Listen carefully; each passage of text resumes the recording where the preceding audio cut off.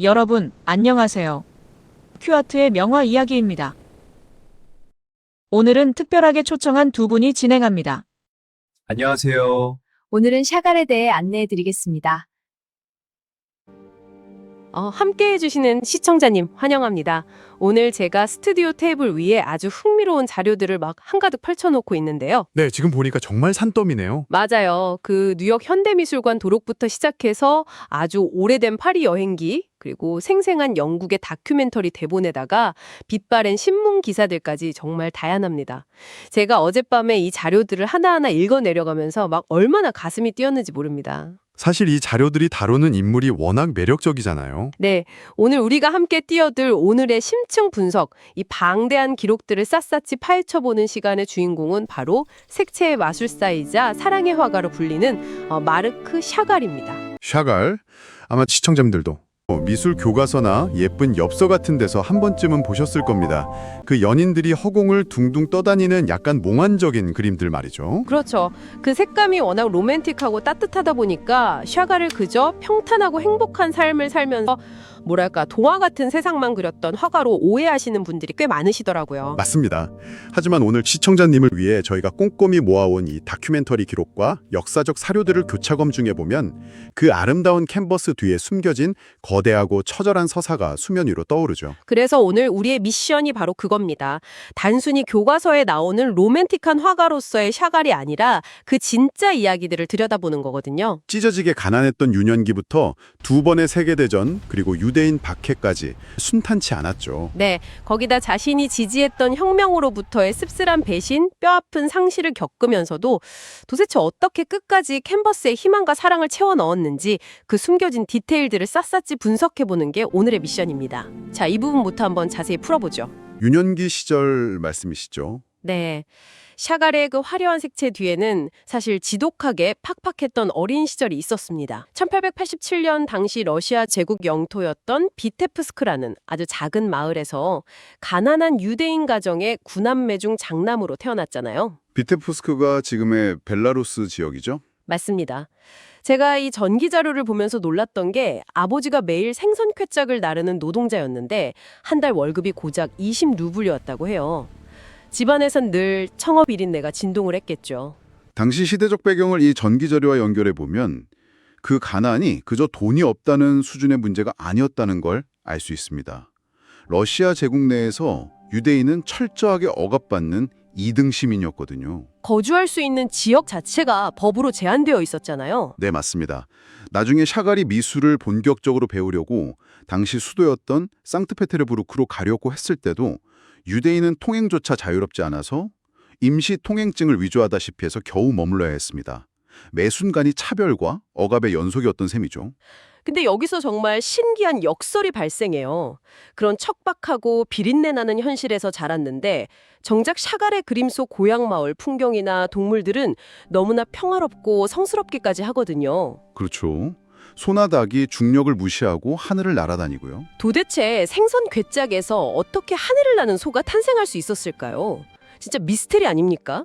여기서 정말 흥미로운 점은 바로 샤갈 예술의 영적 뼈대라고 할 수 있는 하시드즘이라는 유대교 전통입니다. 아, 하시드즘이요? 세상 모든 사물과 생명, 심지어 굴러다니는 돌멩이나 더러운 생선 괴짝 안에도 신성한 빛이 깃들어 있다고 믿는 신비주의거든요. 아, 샤갈은 철저히 그 렌즈를 통해서 세상을 본 거군요. 정확합니다.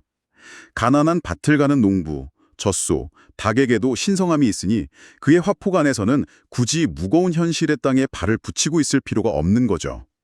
무중력의 상태로 자유롭게 하늘을 날아오르는 상징적 이미지로 발현된 겁니다. 야, 세상을 보는 렌즈 자체가 달랐네요. 제가 가져온 뉴욕 모마 전시 도록에 1911년작인 나와 마을이라는 작품이 아주 상세히 분석되어 있는데요. 방금 해주신 설명을 듣고 다시 보니까 완전히 새롭게 다가옵니다. 그 작품 디테일이 정말 엄청나죠. 시청자님, 그림을 머릿속으로 한번 상상해 보세요. 화면 오른쪽에 녹색 얼굴을 한 샤갈 자신이 있고 왼쪽에는 커다란 염소의 얼굴이 캔버스를 꽉 채우고 있습니다. 둘이 아주 가까이서 눈을 맞추며 교감하고 있는 모습이죠. 맞아요. 재밌는 건 두 존재 모두 목에 똑같은 모양의 십자가를 걸고 있어서 마치 사람과 동물이 영적으로 하나로 연결된 것처럼 보인다는 거예요. 게다가 염소의 볼 안쪽을 투명하게 그려서 그 안에서 젖을 짜는 여인을 그려 넣었고요. 배경에는 집과 농부가 아예 거꾸로 뒤집혀 있습니다. 그리고 디테일의 끝판왕이 있는데 샤갈이 턱을 괴고 있는 자신의 손을 그렸거든요. 근데 손가락이 무려 7개입니다. 아, 그 7개의 손가락이요? 도록 설명을 보면 유대인들이 쓰는 이디시오 문화권에서 숫자 7은 완벽함과 성실함을 뜻하죠. 맞습니다. 그래서인지 이 나와 마을이라는 작품은 당시 파리 미술계를 휩쓸던 입체파, 즉 피카소의 큐비즘과 마티스의 강렬한 야수파적 색채를 절묘하게 흡수한 결과물이기도 해요. 네, 기하학적으로 화면을 조각조각 분할하면서도 색감은 굉장히 따뜻하죠. 피카소조차도 샤갈의 색채 감각은 인정했을 정도니까요. 하지만 샤갈은 당시 유행하던 초현실주의와 자신은 완전히 다르다고 선을 그었습니다. 살바도르 달리처럼 무의식이나 허구의 꿈을 그린 게 아니라는 거군요. 그렇죠. 자신의 깊은 내면과 유년 시절의 실제 기억들을 재조합해 그렸다는 뜻에서 스스로의 화풍을 심적 리얼리즘이라고 불렀습니다. 철저하게 자신의 뿌리와 경험에 기반한 진실이었던 겁니다. 조각조각 난 기억의 파편들을 캔버스 위에 펼쳐놓은 셈이네요. 자, 여기서부턴 이야기가 진짜 흥미진진해집니다. 왜냐하면 샤갈의 인생과 예술을 영원히 바꿔놓은 그 조각들을 하나로 이어붙인 강력한 접착제가 드디어 등장하거든요. 바로 단 한 명의 여인, 벨라 로전펠트죠. 네. 이 기록을 보면 가난한 화가 지망생 샤갈과 보석상을 3개나 운영하는 아주 부유한 집안의 딸 벨라의 만남이었어요. 당시 벨라가 14살이었죠, 아마. 엄청난 신분과 부의 격차를 뛰어넘은 사랑이었습니다. 벨라의 부모가 극렬하게 반대했지만 샤갈이 파리에서 성공적인 첫 개인전을 마치고 돌아오면서 결국 1915년에 두 사람은 결혼에 골인하게 됩니다. 샤갈의 회고록을 보면 벨라를 처음 만난 순간을 묘사한 구절이 있는데 정말 강렬해요. 그녀의 침묵은 내 것이었고 그녀의 눈동자도 내 것이었다. 그녀가 내 과거와 현재, 미래를 모두 꿰뚫어 보는 것 같았다. 야, 정말 낭만적인 표현이네요. 그 벅차오르는 사랑의 감정이 말 그대로 폭발해버린 작품이 바로 그 유명한 생일이죠. 제가 이 다큐멘터리 장면을 보면서 너무 낭만적이라 미소가 지어졌는데요. 결혼을 불과 열흘 앞둔 1915년 7월 7일이었죠. 맞습니다. 샤갈의 생일에 벨라가 들판에서 직접 꺾은 꽃다발을 들고 작업실로 찾아왔다고 해요. 그 순간 샤갈이 얼마나 황홀했던지 그림 속에서 중력의 법칙을 아예 무시해버립니다. 또 다른 명작인 도시 위에서를 봐도 생생한 감정이 느껴지죠. 그 당시가 1차 세계대전으로 세상이 흉흉할 때인데 두 사람이 서로를 꽉 끌어안고 고향 비테프스크 하늘을 아주 평온하게 날고 있습니다. 시청자님. 세상이 아무리 전쟁과 혼란으로 무너져 내려도 나와 당신 단 둘만이 완벽한 안식처가 되어 하늘을 비행하는 그 기분을 한번 상상해 보세요. 정말 영화의 한 장면 같지 않나요? 하지만 야속하게도 시대의 경랑은 그 로맨틱한 비행을 가만두지 않았습니다. 1917년 러시아에서 볼셰비키 혁명이 일어납니다. 이 역사적 자료들을 보면 초기에는 샤갈이 이 혁명을 아주 열렬히 지지했어요. 아, 혁명을 지지했다고요? 조금 의외인데요? 저희가 여기서 어떤 정치적 입장을 대변하는 건 전혀 아니고요. 사료에 나타난 객관적인 시대 배경을 짚어보는 겁니다. 세력이 내건 핵심 기치 중 하나가 바로 소수민족 차별 철폐였거든요. 아하, 평생을 2등 시민으로 억압받던 유대인 샤갈에게는 그게 엄청난 구원의 빛으로 보였겠네요. 맞습니다. 억압 없는 평등한 세상이 열린다고 믿었던 거죠. 그래서 비테프스크 미술학교의 교장직까지 수락하면서 자신의 고향을 파리 못지않은 예술의 중심지로 만들겠다는 거대한 꿈에 부풀어 있었습니다. 그런데 현실은 샤갈의 몽환적인 꿈과는 궤도가 완전히 달랐잖아요. 이 혁명사 관련 기록을 보면 정말 씁쓸하더라고요. 당시 혁명가들은 샤갈의 예술을 도무지 이해하지 못했습니다. 정치적 도구로서의 예술만 원했던 거니까요. 샤갈이 교장으로서 혁명 1주년 축하 행사를 성대하게 기획하고 거리를 자신의 그림으로 장식했는데 혁명가들이 그걸 보고 이렇게 질타했다고 해요. 저 하늘을 둥둥 날아다니는 소나 초록색 얼굴의 염소가 레닌이나 위대한 공산주의와 대체 무슨 상관이냐? 심지어 축하를 위해 정성껏 장식해놓은 화려한 리본들을 보고는 이 아까운 천조각이면 지금 가난한 인민들 속옷 5,000벌은 만들겠다며 대놓고 조롱하기도 했죠. 이데올로기가 예술을 철저히 실용적인 도구로만 취급하려 했던 시대의 비극입니다. 순수한 개인의 내면과 영적인 세계를 그리던 샤갈은 순식간에 공산주의 건설에 쓸모없는 반혁명적 예술가로 몰리고 맙니다. 자신이 그토록 지지했던 혁명으로부터 이념의 잣대로 배신당한 거죠. 결국 신변의 위협을 느끼고 1922년 사랑하는 아내 벨라와 딸 이다를 데리고 고국을 영영 떠나 파리로 피신할 수밖에 없었습니다. 그렇게 고향을 등지고 파리로 와서 이제 좀 명성도 쌓고 한숨 돌리나 싶었는데 이번엔 역사가 그에게 더 가혹한 시련을 던집니다. 1930년대 히틀러와 나치가 등장한 거죠. 샤갈은 완벽한 나치의 타겟이었습니다. 신문기사 스크랩들을 보면 정말 끔찍해요. 유대인이라는 출신 성분부터가 표적인데다 그가 그리는 몽환적인 그림들은 나치가 보기엔 제거 대상인 퇴폐 미술에 불과했으니까요. 실제로 1937년 뮌헨의 퇴폐미술전에 샤갈의 작품이 조롱거리로 걸렸잖아요. 이 대목에서 우리는 중요한 질문을 던지게 됩니다. 이렇게 극단적인 핍박과 생명의 위협 속에서 예술가는 캔버스 앞에서 무엇을 할 수 있는가? 샤갈은 붓으로 시대의 폭력에 저항했습니다. 네, 1938년에 그린 하얀 십자가상입니다. 이 그림의 디테일을 분석해보면 의미가 아주 다층적이에요. 화면 정중앙에는 하얀 옷을 입은 예수가 십자가에 못 박혀 빛을 받고 있고 그 주변으로는 유대교 회당이 붉게 불타오르고 있습니다. 또 나치에게 약탈당하며 달아나는 유대인들의 끔찍한 학살 장면이 주변을 소용돌이치듯 에워싸고 있죠. 잠깐만요. 제가 이 기사 자료를 보면서 계속 의문이 들었던 게 바로 그 지점입니다. 샤갈은 누구보다 뿌리가 깊은 유대인 화가잖아요. 그렇죠. 그런데 지금 동족들이 나치에게 학살당하고 있는 그 민감한 시기에 유대교에서는 메시아로 인정하지 않는 기독교의 상징인 예수를 캔버스 한가운데에 그렸다.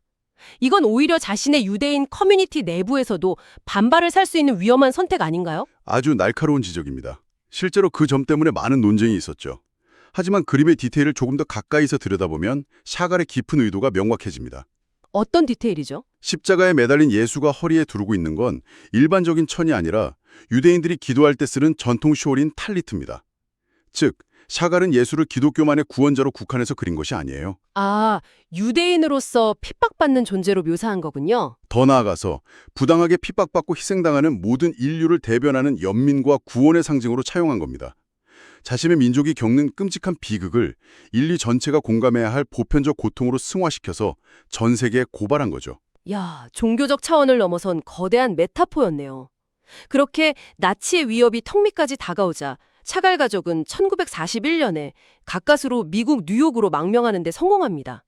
이제 전쟁의 참성에서 벗어나 드디어 안전해졌다고 믿었는데 진짜 세상이 무너지는 비극이 터지고 맙니다. 1944년이었죠. 네, 평생의 뮤지이자 세상의 전부였던 아내 벨라가 감염병으로 너무나도 갑작스럽게 세상을 떠나버린 거예요.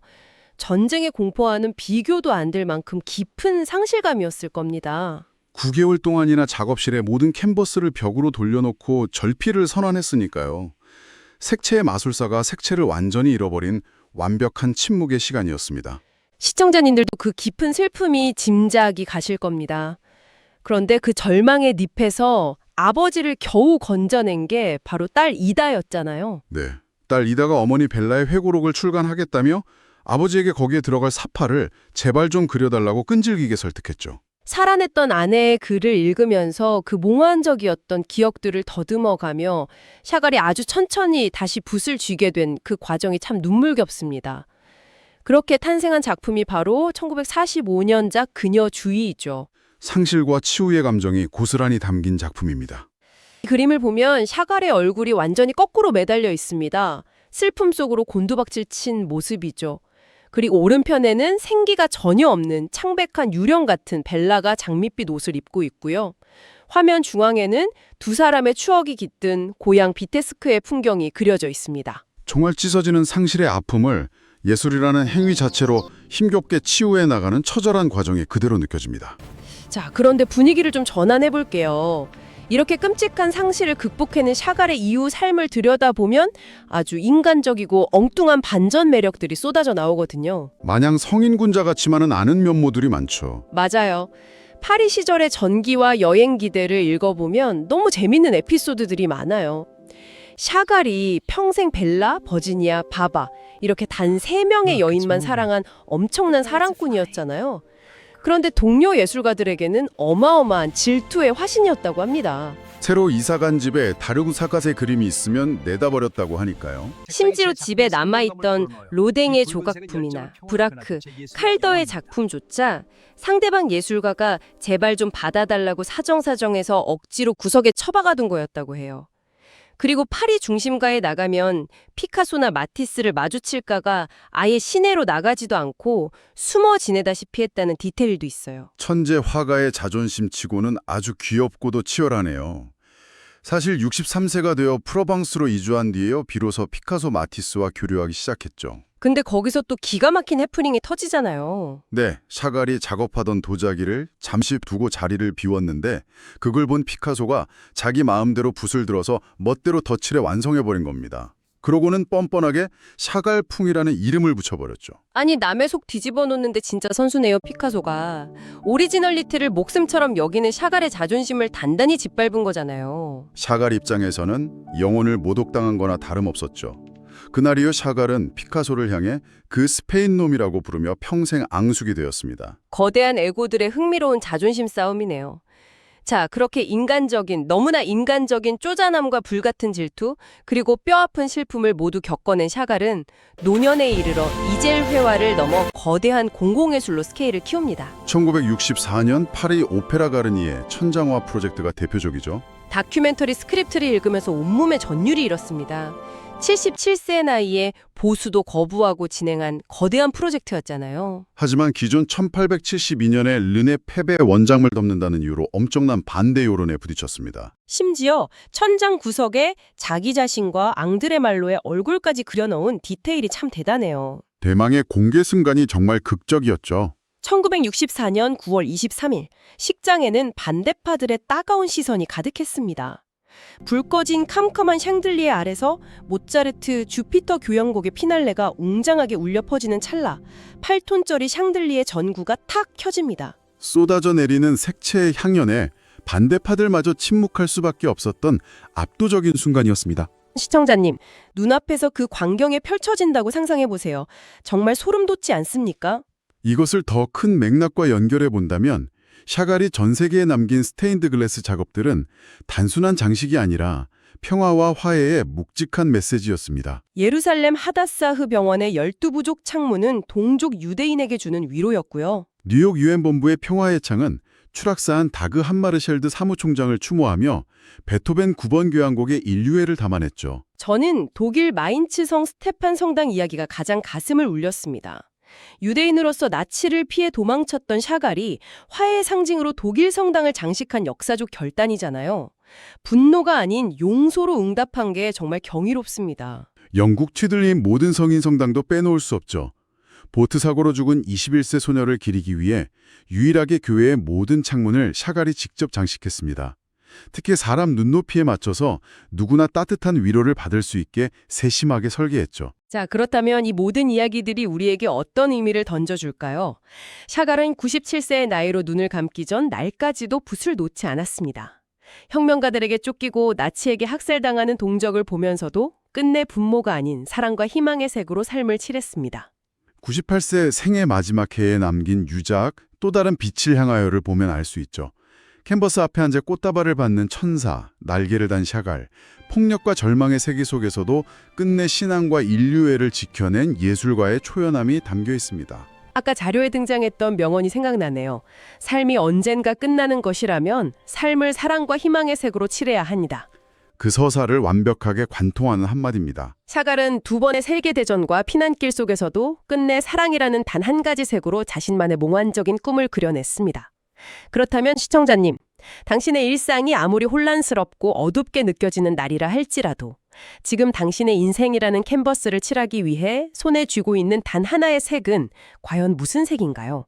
스스로의 내면 깊은 곳에서 그 색을 꼭 찾아보시길 바랍니다. 오늘 저희가 준비한 자료 탐구는 여기까지입니다. 여러분의 일상 위에도 다채로운 희망의 색이 가득 물들기를 응원하며 다음 심층 분석 시간에 더 놀랍고 흥미로운 기록들을 안고 돌아오겠습니다. 함께 해주셔서 고맙습니다. 여러분, 다음에 또 봬요. 네, 감사합니다. 안녕히 계세요. 지금까지 큐아트의 명화 이야기였습니다. 감사합니다.